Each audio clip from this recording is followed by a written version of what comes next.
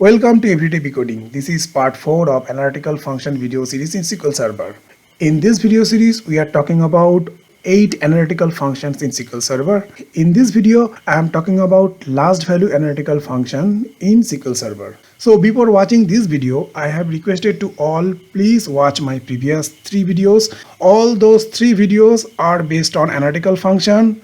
I have specified all those videos link in this presentation.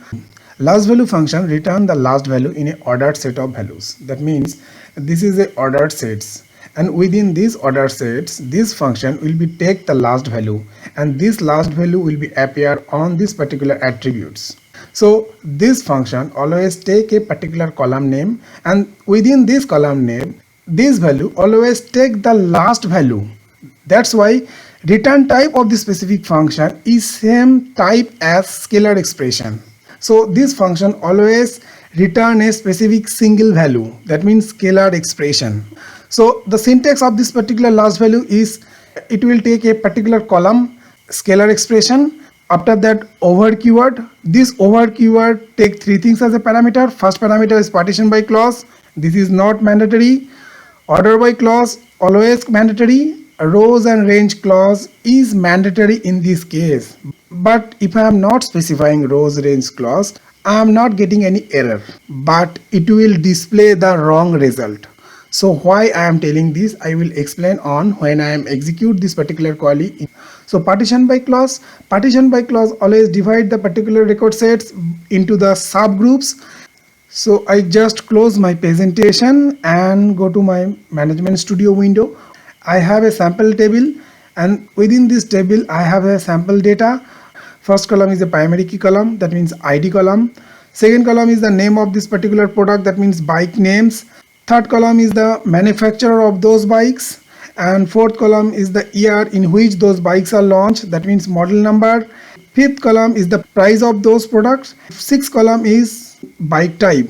There are 2 types of bikes are there, a normal type of bike and super bike. If I execute this particular query, the output of this particular query, this last value function retrieve the last value of this particular ordered sets defined by the partition by type.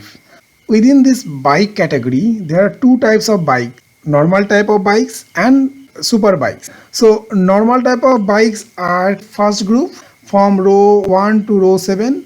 Super types of bikes last 5 rows. Within these 2 subcategories, the last value of this particular subcategory is Yamaha MT15, and it will be appear on the particular column portion. The last value of this second subgroup is Yamaha MT09. This value will be appear on this particular portion of this column. Last value will take the last value based on the partition by column, specifying order by DSC. That means max price product value appear first. So that's why last value always takes mean price product value. So if I am not specifying this particular area, rows between unbound precedings and unbound following. So if I am delete these particular things, now I am execute this particular query. Now we can see this, the output of this specific query is wrong. We are not getting the last value. We are always getting the same product value, and this value will appear on this particular row. This value will appear on this particular row. So we are not specifying start and end point of particular rows. We need to specify rows and range clause. The working principle of particular rows and range clause, this clause just specify a specific limit. It's starting from this particular portion and it is ending on that portion. Just I'm pressing Ctrl Z, we'll get our previous result. I just execute my query. Now you can see this rows between unbound precedings. Unbound precedings means whenever you execute a particular query, obviously this query will return a particular record sets, maybe a multiple record sets. So always first row of this specific query is the unbound preceding, and the last row of this specific query is the unbound following. But in SQL Server, it always takes unbound precedings and current row. That's why when I delete this particular section of this query, and if I execute this row, this value will be appear again in this portion, and this value is appear again in this portion. Because so when I move on this fifth column, obviously unbound proceedings mean it will be start from this first row.